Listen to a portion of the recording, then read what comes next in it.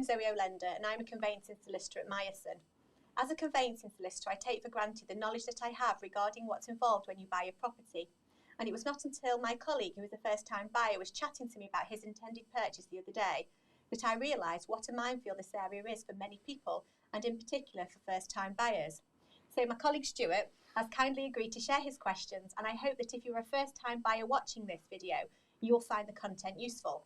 So Stuart, what questions do you have? Well, first of all, do you legally need to have a survey when buying a house? And if so, what kind of home survey will I need, as there seems to be quite a variety of them around? Yes, there is. Well, I would always advise everyone to get a survey. The seller is not required to tell you about any physical defects with the property. I'm sure you've heard the phrase, buyer beware. Certainly have. Well, that originates from property transactions and means that the onus is on the buyer to find out everything they can about a property. And you need to do this before you exchange contracts, as once you've exchanged contracts, it's a done deal and you are contractually bound to purchase the property, warts and all. If you have a survey and it reveals defects, then you have the opportunity to renegotiate the purchase price or to ask the sellers to carry out repairs. So what type of home survey should I get? Or can I just rely on the one which my lender does because I'm getting a mortgage? Okay. Well, first of all, your lender will not do a survey. They carry out what's known as a valuation, merely to assess the value of the property and to make sure that if they had to repossess the house, they will get their money back. Now, you may well have to pay for the valuation, but it is not for your benefit and you can't rely on it. It's purely for the benefit of the lender to assess value, and it won't go into detail about the state of the property. Also, in many cases, a valuation is carried out without a surveyor or valuer visiting the property.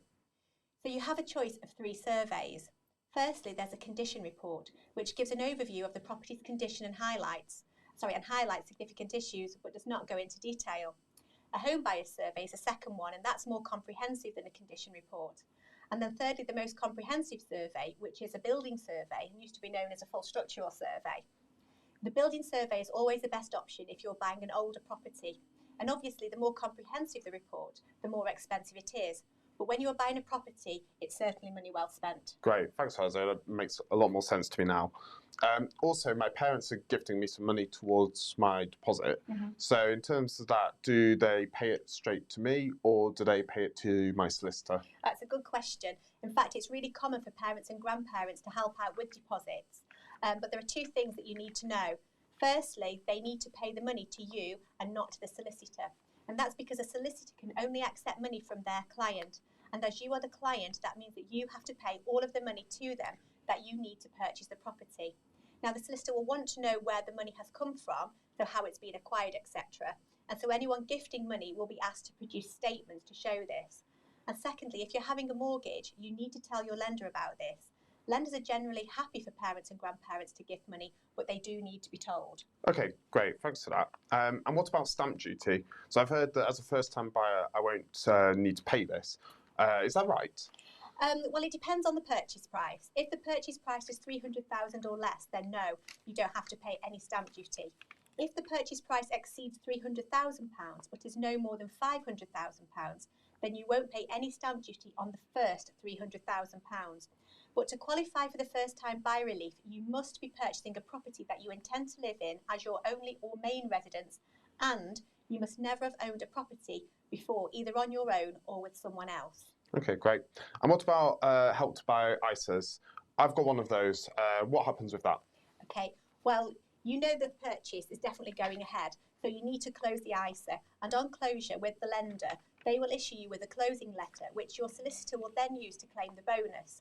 When you are ready to complete your purchase, your solicitor will notify the bank and they will work out the bonus due to you and pay that to your solicitor.